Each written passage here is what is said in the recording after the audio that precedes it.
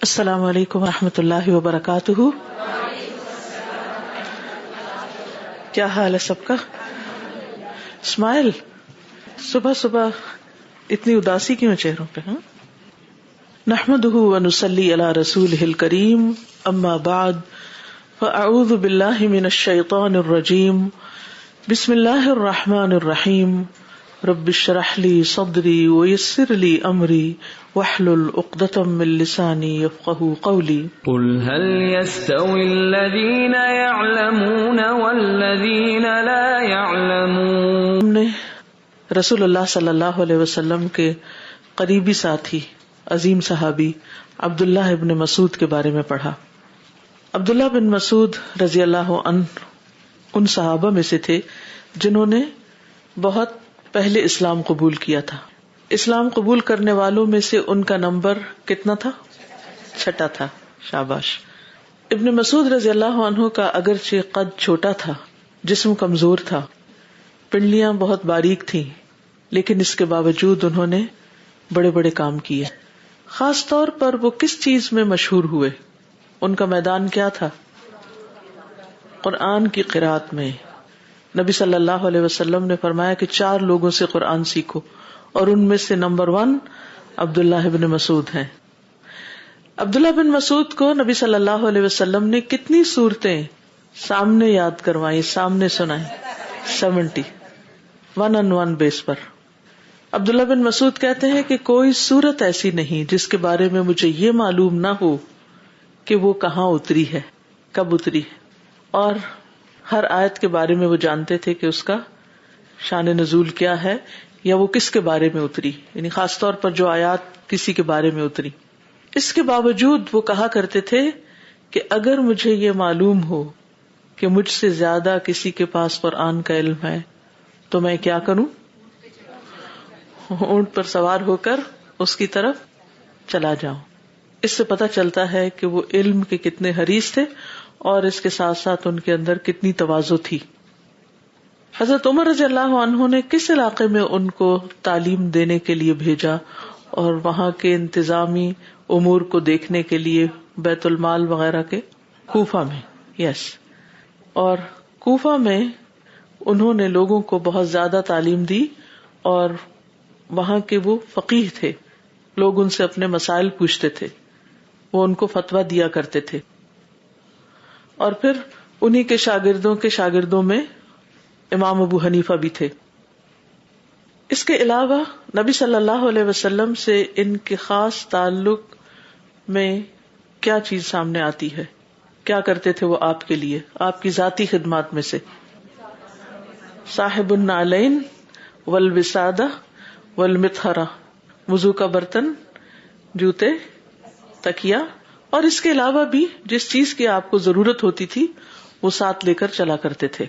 آپ دیکھیے کہ وہ یہ بھی تو کہہ سکتے کہ میرا تو قد ہی اتنا چھوٹا ہے اور اتنا سامان میں کیسے اٹھاؤں اور یہ سب میرے حصے میں کیوں، لیکن ان کی کوئی بھی جسمانی کمزوری ان کے کسی کام میں بھی رکاوٹ نہیں بنی. تو ہمیں بھی کبھی یہ نہیں سوچنا چاہیے کہ میں یہ کام نہیں کر سکتا. کوشش ضرور کرنی چاہیے. مشکل ہو سکتی ہے لیکن جب نیت ہوگی، ارادہ ہوگا تو اللہ سبحانہ وتعالی آسانی بھی فرما دیں گے. ایک دفعہ نبی صلی اللہ علیہ وسلم نے لوگوں کو خطبہ دیتے ہوئے کہا کہ بیٹھ جاؤ، تو وہ کہاں بیٹھ گئے تھے؟ دروازے کے پاس ہی بیٹھ گئے. تو آپ نے کیا فرمایا کہ ابن مسعود اندر آ جاؤ. یس. اور ان کی کوئی خاص چیز جو آپ کو یاد ہو، کیونکہ کل آپ کو بات کرنے کا موقع نہیں ملا تھا، ان کی دعا؟ جی، کیا دعا تھی؟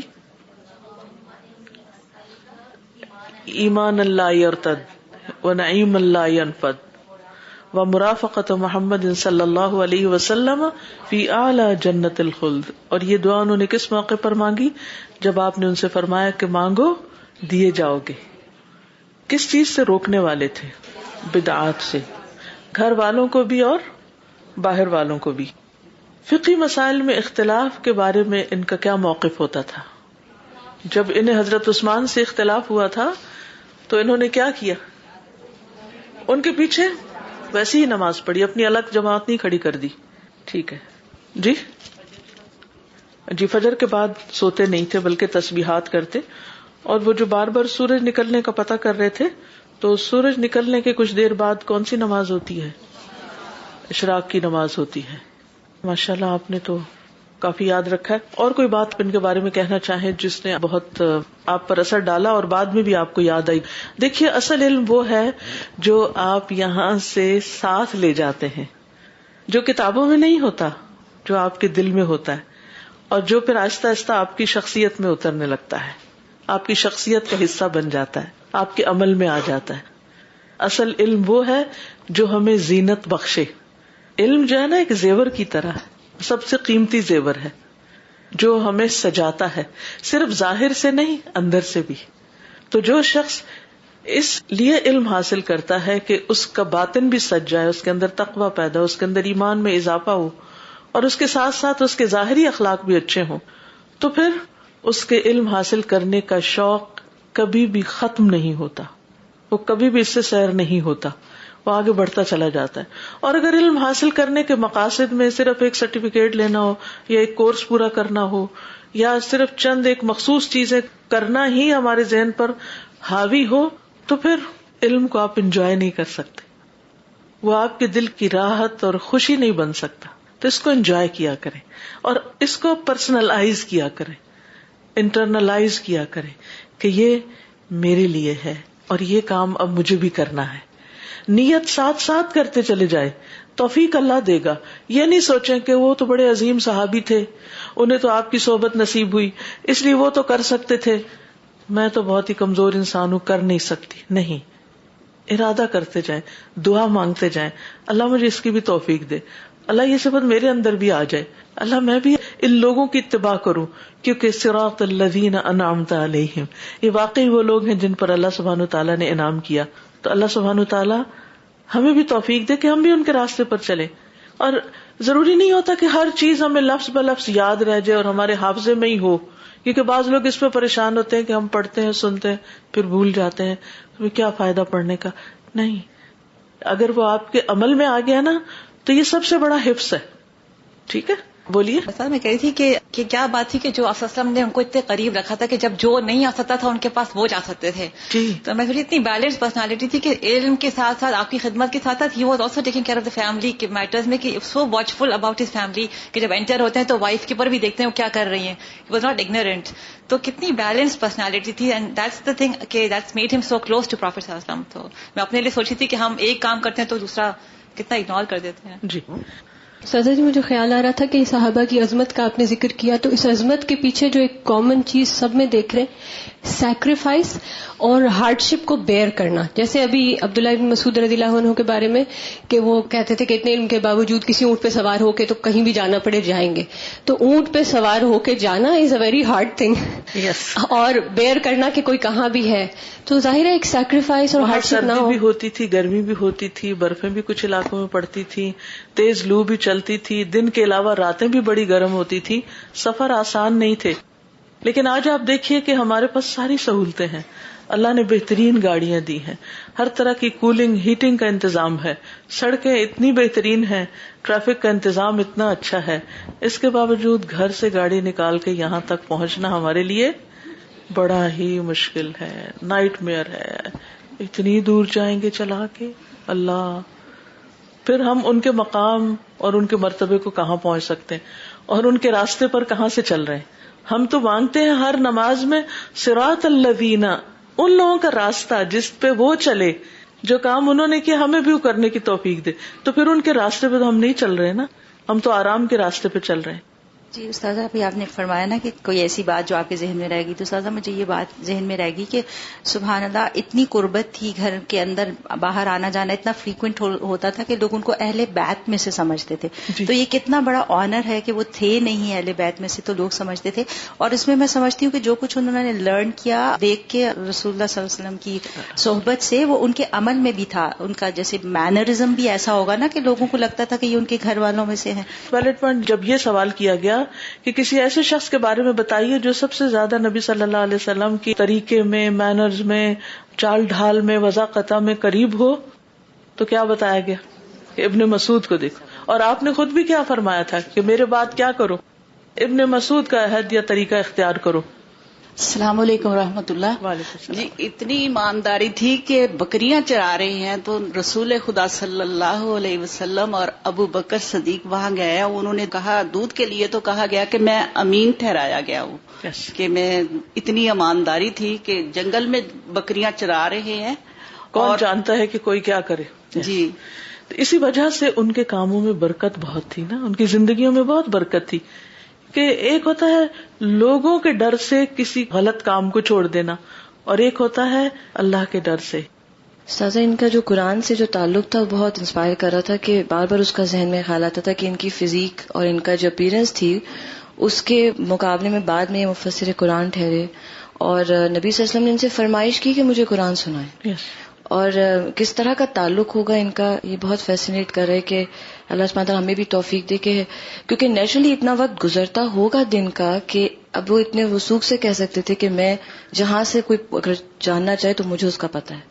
اور ہم اپنے آپ کو کمپیئر کریں کہ ہم اس رستے پہ آتے ہیں, ہم کہتے ہیں ہمیں بڑی محبت ہے اور اب ہم تو اس کے خدمت گزار ہیں اور اسی رستے پر ہیں, لیکن ہم دن کا کتنا پورشن اس قرآن کو سیریسلی اٹھا کر پڑھنے پہ لگاتے ہیں, اور عملی طور پر ہم اس کے کتنے قریب ہیں. ذرا سوچئے اگر ہم سے رسول اللہ صلی اللہ علیہ وسلم کہیں کہ قرآن سناؤ, ہمیں تو کوئی عام بندہ بھی کہنا ہے ذرا قرات کر دو, کسی مجلس میں ہوتے ہیں نا کہتے ہیں کہ کون تلاوت کرے گا, تو سارے سر جھکا کے بیٹھ جاتے ہیں کہ میری باری نہ آئے. استاذہ وہ کل کی بات جیسے جو تسبیح لوگ گن رہے تھے تو وہ بہت جگہ کہ ہمارے یہاں یہ عام ماحول ہے کہ وہی آیت کریمہ کا ختم ہو رہا ہے, یہ ہو رہا ہے اس کو اتنا مطلب انہوں نے بہت امپورٹنس دیتے ہیں. لیکن کل جب سنا کہ اپنے گناہوں کو کنکریوں پہ گنو تو کتنی ڈرنے کی بات ہے کہ ہم کبھی اس طرح سوچتے نہیں. اپنے گناہوں کو گنو اور شمار کرو. جی, اور بیٹے اپنے گناہوں پہ رویا کرو. السلام علیکم. استاذہ میں کل سے یہی سوچ رہی تھی کہ عبداللہ بن مسعود کو کتنی محبت تھی آپ صلی اللہ علیہ وسلم سے, اور جہاں تک مجھے سمجھ آتا اگر انسان کو اپنے استاد سے اور اپنے سیکھنے والے سے سچی محبت اور علم سے سچی محبت ہو تو وہ ضرور اس میں کامیاب ہوتا ہے. محبتیں جو ہیں وہ راہوں کو آسان کر دیتی ہیں جی, اور اگر واقعی جینون ہو, اللہ کی خاطر ہو. باب ذکر معاویہ رضی اللہ عنہ, معاویہ رضی اللہ عنہ کے ذکر کا باب, یعنی ان کا ذکر. یہاں مناقب کا لفظ نہیں آیا بلکہ ذکر کا آیا ہے. تو امام بخاری نے معاویہ رضی اللہ عنہ کا ایک طرح سے ذکر کیا ہے. یہاں معاویہ رضی اللہ عنہ رسول اللہ صلی اللہ علیہ وسلم کے صحابی تھے. ان کا نام معاویہ بن صخر تھا. معاویہ بن صخر بن حرب بن امیہ ابو سفیان کے بیٹے تھے. والدہ کا نام ہند بنت عتبہ تھا. اموی تھے, قرشی تھے. ان کا نسب رسول اللہ صلی اللہ علیہ وسلم کے ساتھ عبد مناف پہ جا کر ملتا ہے. کنیت ابو عبد الرحمن. آپ صلی اللہ علیہ وسلم کو نبوت ملنے سے 5 سال پہلے پیدا ہوئے. قبول اسلام. کہا جاتا ہے کہ خود معاویہ, ان کے والد, ان کی والدہ اور ان کے بھائی یزید, ان کے بیٹے کا نام بھی یزید اور بھائی کا نام بھی, ان کے بھائی یزید فتح مکہ کے موقع پر مسلمان ہوئے. اور یہ بھی کہا جاتا ہے کہ یہ فتح مکہ سے پہلے مسلمان ہو چکے تھے لیکن انہوں نے اپنے اسلام کو چھپایا ہوا تھا. بہرحال ڈکلیئر انہوں نے فتح مکہ کے موقع پر ہی کیا. یہ رسول اللہ صلی اللہ علیہ وسلم کے ان صحابہ میں سے ہیں جو وحی لکھا کرتے تھے, کاتبین وحی میں سے ہیں. اور یہاں سے آپ اندازہ لگائیے کہ جس شخص کو وحی کا امین بنایا گیا ہو اور اس پر ٹرسٹ کیا گیا ہو کہ جو اسے لکھوایا جا رہا ہے وہ صحیح لکھ رہا ہے, تو اس سے اس کا مقام پتہ چلتا ہے. اسلام کے 6 خلیفہ ہیں. پہلے خلیفہ کون تھے؟ ابو بکر رضی اللہ عنہ. دوسرے حضرت عمر رضی اللہ عنہ. تیسرے حضرت عثمان رضی اللہ عنہ. چوتھے حضرت علی رضی اللہ عنہ. 5ویں حضرت حسن بن علی رضی اللہ عنہ, جن کی خلافت 6 ماہ رہی ہے. اور اس طرح یہ 30 سال پورے ہوتے ہیں جس کے بارے میں آپ صلی اللہ علیہ وسلم نے پیشن گوئی کی تھی کہ خلافت راشدہ جو ہے وہ 30 سال تک رہے گی. تو باقی 4 خلفاء کی 29.5 سال تھی اور 6 ماہ حضرت حسن کی ملا کر 30 سال بنتی ہے. اس کے بعد پھر حضرت معاویہ خلیفہ بنتے ہیں اور شام میں بنو امیہ کی حکومت کی بنیاد رکھنے والے ہیں. اصل میں حضرت عمر رضی اللہ عنہ نے انہیں شام کے علاقے کا گورنر مقرر کیا تھا اور پھر بعد میں دمشق ان کا دارالخلافہ بنا اور بنو امیہ کے خلفاء میں سے سب سے پہلے خلیفہ ہیں. ان کی حکومت تقریباً 30 سال رہی. 30 سال خلافت رہی ان کی، ٹھیک ہے، 30 ایئرس، اور ایک بہت لمبا عرصہ تھا. 82 ایئرس کے ہو کر فوت ہوئے تھے. تو کسی نے ان سے پوچھا کہ اتنا لمبا عرصہ، اتنی کامیاب حکومت کیسے کی آپ نے؟ تو انہوں نے کہا کہ میرے پاس ایک رسی ہے جس کا ایک سرا میرے پاس ہے اور ایک عوام کے پاس ہے. جب عوام اس کو کھینچتے ہیں تو میں ڈھیلا کر دیتا ہوں، اور جب میں کھینچتا ہوں تو وہ ڈھیلا کر دیتے ہیں. رسی جو ہوتی ہے نا، وہ ریلیشن شپ کو ظاہر کرتی. یہ بڑی عقل مندی کی بات ہے. کسی بھی دو شخص یا دو لوگوں یا دو گروہوں کے درمیان تعلقات اگر اس بنیاد پر ہوں کہ ایک کھینچے اور دوسرا ڈھیلا پڑ جائے تو جھگڑا آگے نہیں بڑھتا، فساد زیادہ نہیں ہوتا. اور کبھی اس کی باری ہوتی ہے تو اس کو ڈھیلا پڑ جانا چاہیے، جیسے ہسبینڈ وائف ہے. تو اگر وہ غصے میں تو آپ نرم پڑ جائیں، اور اگر آپ غصے میں تو دوسرا فریق برداشت کر جائے. تو اس سے یہ ہے کہ اونچ نیچ ہونے کے باوجود کام چلتا رہتا ہے. لیکن اگر دونوں ہی کھینچیں تو پھر کیا ہوتا ہے؟ پھر ٹوٹ جاتی ہے وہ، یا جو کمزور ہوتا ہے وہ بھی گر جاتا ہے. تو اس لیے جس کسی کے ساتھ بھی آپ کا تعلق ہو تو اس کو خوشگوار رکھنے کا یہی طریقہ ہے. کیونکہ انسان ہے نا، ہم سب، کبھی کسی کے مزاج میں برہمی آ جاتی، کبھی کسی کے آ جاتی، کبھی ہمارے ساتھ نفس بھی ہے، شیطان بھی ہے، کبھی ہم کسی چیز کے دباؤ میں آ جاتے ہیں، کبھی کسی. ہم فرشتے تو ہے نہیں کہ ہم پرفیکٹ رہیں، ہر وقت کامل رہیں. کمی بیشی ہر ایک میں ہوتی ہے، یعنی کہ کسی دوسرے میں ہوتی ہے، ہم میں بھی ہوتی ہے. ٹھیک ہے نا؟ تو بس ہمیں ایک دوسرے کو سمجھنے کی کوشش کرنی چاہیے. اسی کو انڈرسٹینڈنگ کہتے ہیں. اور تعلقات کی خرابی کی وجہ مس انڈرسٹینڈنگ ہوتی ہے، جب ہم ایک دوسرے کو سمجھتے نہیں، اور لیک آف کمیونیکیشن اس کی بنیادی وجہ. مس انڈرسٹینڈنگ کی وجہ کیا ہوتی ہے؟ Lack of communication. جب ہم ایک دوسرے سے کمیونیکیٹ نہیں کرتے، دوسرے کو اپنی توقعات نہیں بتاتے اور اس کو نہیں سمجھتے کہ وہ کیا چاہتا ہے ہم سے، اور اپنی بتاتے نہیں کہ ہم کیا چاہتے ہیں اصل میں، اس سے پھر کام خراب ہوتا ہے. بہرحال ان کی شخصیت کا ایک اور بہت اہم پہلو ہے کہ ان کے اندر بہت تحمل اور بردباری تھی. ان کی خلافت ایک طرح سے بادشاہت کے طرز پر تھی، لیکن اس کے باوجود وہ لوگوں کی بڑی بڑی باتوں کو برداشت کر جایا کرتے تھے. یہ کتابت اور حساب جاننے والے تھے. مکہ میں پیدا ہوئے تھے، لکھنا اور حساب کتاب کرنا وہیں سے سیکھا. اور مکہ میں کہا جاتا ہے کہ اس دور میں سے 17 لوگ ایسے تھے کہ جن کو لکھنا پڑھنا یا کچھ حساب کتاب اس طرح کی چیزیں آتی تھی، تو ان کی بڑی ویلیو تھی. پھر اسی طرح یہ ہے کہ فقہاء میں سے بھی تھے، جیسے کہ آپ بخاری کی اس روایت میں پڑھیں گے جو آج ہم پڑھیں گے. اور اہل سنت کے کبار علماء نے ان کے شرف اور فضیلت کی اور عدل کی گواہی بھی دی ہے. جب ابو بکر صدیق کو خلیفہ بنایا گیا تو انہوں نے انہیں ان کے بھائی یزید بن ابو سفیان کی امارت کے تحت ایک لشکر کی قیادت کی ذمہ داری سونپی. یعنی ابو بکر رضی اللہ عنہ نے ان کے بھائی کو ایک لشکر کا امیر بنایا اور انہیں بھی ساتھ روانہ کیا. یہ سیدا، ارقہ، جبیل اور بیروت شہروں کی فتح میں پیش تھے، یعنی آگے تھے، ان شہروں کی فتح میں پیش تھے. پھر جب حضرت عمر بن خطاب خلیفہ بنائے گئے تو انہوں نے انہیں اردن کا حکمران بنا دیا. پھر ان کو ان کے بھائی اور دمشق کے امیر جو تھے، یعنی ان کے بھائی یزید کی وفات کے بعد وہاں کا حکمران بنا دیا گیا. پھر عثمان رضی اللہ عنہ نے انہیں تمام شامی ممالک کا، یعنی شام کے علاقے کے جتنے بھی ممالک تھے ان سب کا حکمران بنا دیا. یعنی پہلے جارڈن کے بنے، پھر اس کے بعد تھوڑا آگے، پھر اس کے بعد سب کے، اور وہاں کے شہروں کے امراء کو ان کے تابع کر دیا. یہ دمشق ہی میں 78 سال کی عمر میں، اور بعض کہتے ہیں کہ 82 ایئرز میں فوت ہوئے. انہوں نے خلافت کی وصیت اپنے بیٹے یزید بن معاویہ کے حق میں کر دی، جس کی وجہ سے کچھ لوگوں کو پھر ان سے اختلاف ہوا. انہیں دمشق میں ہی دفن کیا گیا اور ان کی وفات 60 ہجری رجب میں ہوئی. نبی صلی اللہ علیہ وسلم نے ان کے لیے دعا کی، اللہم اجعلہ ہادیا مہدیا واہدہ واہد بہ. السلسلہ صحیحہ کی حدیث ہے. ترجمہ کیا ہے؟ اے اللہ اسے ہادی بنا، ہدایت یافتہ بنا، اسے ہدایت دے اور اس کے ذریعے دوسروں کی رہنمائی فرما. نبی صلی اللہ علیہ وسلم کے کاتب تھے جس کو منشی کہتے ہیں. ابن عباس سے روایت ہے کہ ابو سفیان مسلمان ہوئے، چونکہ بہت لیٹ مسلمان ہوئے تھے، اور آپ کو معلوم ہے ہر جنگ میں وہ مسلمانوں کے خلاف لڑتے رہے، تو obviously مسلمانوں کے دلوں میں ان کے لیے کچھ بہت اچھے جذبات نہیں تھے. تو وہ ابو سفیان کی طرف دیکھتے نہیں تھے، نہ ان کے ساتھ مل کے بیٹھتے تھے، ان کو اہمیت نہیں دیتے تھے. تو انہوں نے نبی صلی اللہ علیہ وسلم سے عرض کیا اے اللہ کے نبی مجھے 3 باتیں عطا فرمائیں، یعنی تاکہ لوگوں کو پتہ چلے کہ میں نے بھی اسلام کے لیے کچھ کیا ہے. آپ نے فرمایا ہاں کہو. عرض کیا میری بیٹی ام حبیبہ بنت ابی سفیان اہل عرب کی حسین و جمیل خاتون ہے، میں اس کا نکاح آپ سے کرتا ہوں. اگرچہ اس سے پہلے نکاح ہو چکا تھا لیکن ظاہر ہے ابو سفیان نے تو نہیں کیا تھا، یہ ولی نہیں تھا، تو اب یہ اپنی رضامندی ظاہر کر رہے ہیں. آپ نے فرمایا ٹھیک ہے.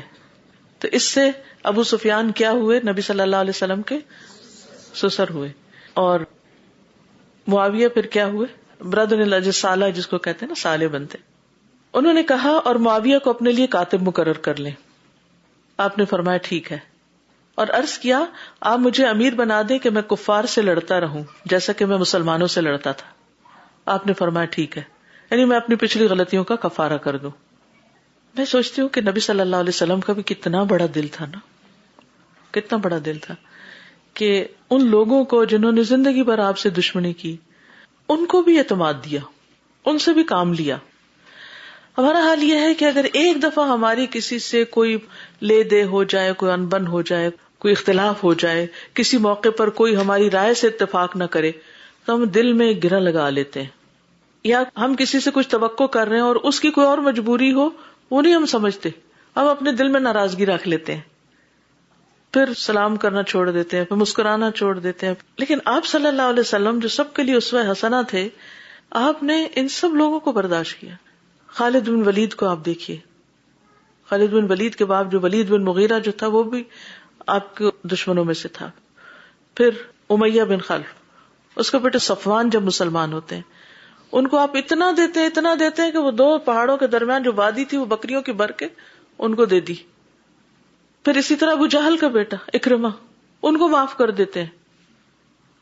اور اگر آپ ان لوگوں کو معاف نہ کرتے، مروا دیتے، کچھ بھی کرتے، کوئی بھی انتقام لیتے، لے سکتے تھے.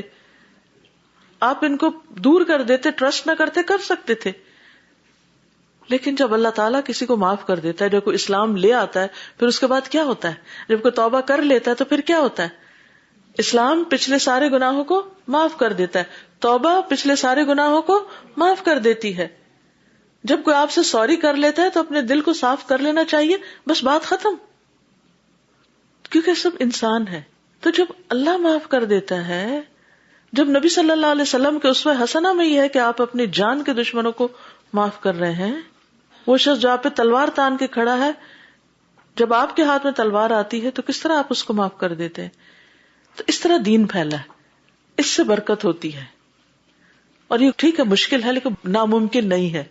بس دل کو سمجھانے والی بات ہوتی ہے کہ میں نے اللہ کی خاطر ہر ایک سے تعلق رکھنا اور میں نے اپنے دل میں کسی کے لیے کچھ نہیں رکھا، میں نے معاف کر دینا ہے. کیونکہ جو معاف کر دیتا ہے وہ سب سے بڑا اپنا ہی بھلا کرتا ہے، اپنے آپ کو خوش کر لیتا ہے، کیونکہ اس کے دل پہ کوئی بوجھ ہی نہیں رہتا، اسے اطمینان اور سکون ہو جاتا ہے. اگر آپ خالد بن ولید کو معاف نہ کرتے تو اسلام کا کیا فائدہ تھا اس میں؟ اب دیکھیں خالد بن ولید نے جنگ موطا میں کس طرح جب 3 بڑے صحابہ شہید ہو گئے انہوں نے جھنڈا اٹھایا اور اللہ نے ان کے ہاتھوں مسلمانوں کو کامیاب کیا. اور بعض اوقات لاکھوں کی فوج سے وہ لڑتے رہے، یعنی اپنے لشکر کے ساتھ. اسی طرح اکرمہ بن ابی جہل اور اسی طرح ابو سفیان. تو بہرحال انسانی معاشرے میں اختلاف ہوتے ہیں، اور اللہ سبحانہ وتعالیٰ نے جب آدم علیہ السلام کو زمین پہ اتارا تھا تو 2 دفعہ آتا ہے پہلے ہی پارے میں، قُلْنَا اهْبِطُوا بَعْضُكُمْ لِبَعْضٍ عَدُوٌّ، دوسری جگہ فرمایا قُلْنَا اهْبِطُوا مِنْهَا جَمِيعًا. تو پہلے میں تو شیطان اور انسان ہے، اور دوسرے میں کیا؟ سب کے اندر ایک دوسرے سے کچھ نہ کچھ چلتا رہے گا. تو اصل چیز یہ ہے فَإِمَّا يَأْتِيَنَّكُم مِّنِّي هُدًى فَمَن تَبِعَ هُدَايَ فَلَا خَوْفٌ عَلَيْهِمْ وَلَا هُمْ يَحْزَنُونَ. تو جس چیز کا خطرہ ظاہر کیا گیا دنیا میں آنے کے بعد وہ کیا تھا؟ آپس کی دشمنیاں. 2 بار یہ بات کہی گئی کہ یہ دشمنیاں ہوں گی، یہ اختلاف ہوں گے، اور یہ صحابہ کے درمیان بھی ہوئے، اور وہ مجتہد تھے، ان میں سے ہر ایک اپنی جگہ ایک رائے رکھتا تھا، اور اللہ سے ڈرنے والے لوگ تھے، اسی لیے اللہ نے ان کو نبی صلی اللہ علیہ وسلم کا ساتھی بنایا. لیکن یاد رکھیے اس کے باوجود وہ انسان تھے، ان کے درمیان بھی اختلاف ہوئے لیکن انہوں نے معاف کر دیا. حضرت معاویہ اور حضرت علی کے درمیان جب اختلاف ہوئے تو رومی بادشاہ نے حضرت معاویہ کو لکھا کہ مجھے پتا چلا ہے کہ علی تمہارے خلاف جنگ کا ارادہ رکھتے ہیں، تو کیوں نہ میں تمہیں کچھ مدد بھیج دوں. تو حضرت معاویہ کہنے لگے کہ اور رومی کتے تم یہ یاد رکھنا کہ اگر تم نے کچھ ایسا ارادہ کیا تو میں علی کی سربراہی میں تمہارے خلاف جنگ کرنے کے لیے آؤں گا. یہ دو بھائیوں کا اختلاف ہے, دو بھائیوں میں اختلاف ہو جاتا ہے لیکن وہ خون کا رشتہ تو نہیں ختم ہوتا. دو مسلمانوں میں اختلاف ہو سکتا ہے, ایمان کا رشتہ تو نہیں ختم ہو سکتا. ہم مسلمان ہیں اور انما المؤمنون اخوہ فاصلحوا بین اخویکم. اختلاف کے باوجود بھی ایمان کے رشتے میں ہمیں لازم ہے کہ ہم ایک دوسرے کی قدر کریں, احترام کریں, ایک دوسرے کو معاف کر دیں, ایک دوسرے کی دلجوئی کریں, اور جہاں دین کا کام ہو وہاں خاص طور پر ایک دوسرے کو معاف کر کے آگے بڑھیں, تب کام چلے گا. اور اتحاد اس چیز کا نام نہیں ہوتا کہ اختلاف ہو ہی نہ. اختلاف تو زندہ لوگوں کے درمیان ہمیشہ رہے گا, اور اللہ تعالیٰ نے پہلے ہی بتا دیا کہ یہ ہوگا. اصل چیز ہے کہ اختلاف کے موقع پر کیا کرو, اما یاتینکم منی ھدی اطیعوا اللہ واطیعوا الرسول ان تنازعتم فی شیء فردوہ الی اللہ والرسول. جب تمہارے درمیان کوئی تنازع ہو جائے تو اللہ اور رسول کی طرف لوٹا دو اس کو, اور جہاں اللہ کی بات آ جائے, رسول صلی اللہ علیہ وسلم کی بات آ جائے, وہاں پر جھک جاؤ. یہی وجہ ہے کہ صحابہ میں سب میں ہم یہ خوبی دیکھتے ہیں کہ وہ کچھ بھی کر رہے ہوں, جب انہیں اللہ اور اس کے رسول کی بات سنائی گئی تو وہ فوراً اپنے نقطہ نظر سے پیچھے ہٹ گئے. یہ ہے کامیابی کی دلیل. وَمَن يُطِعِ اللَّهَ وَرَسُولَهُ فَقَدْ فَازَ فَوْزًا عَظِيمًا. جو اللہ اور رسول کی اطاعت کرے گا وہ عظیم الشان کامیابی پائے گا. فوزًا عظیما.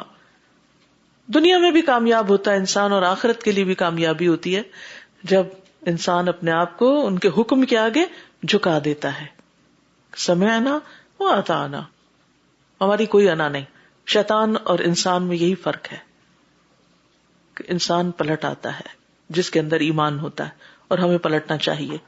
تو بہرحال صحابہ کے درمیان اختلاف ہوا, حضرت معاویہ اور حضرت علی کے درمیان اختلاف ہوا, اور ایک اجتہادی اختلاف تھا. اور اس میں بعض اوقات دو رائے جب فرق ہوتی ہیں تو دونوں کو جو حمایتی ہوتے ہیں وہ کہتے ہیں نا, وہ ایک پنجابی میں محاورہ ہے,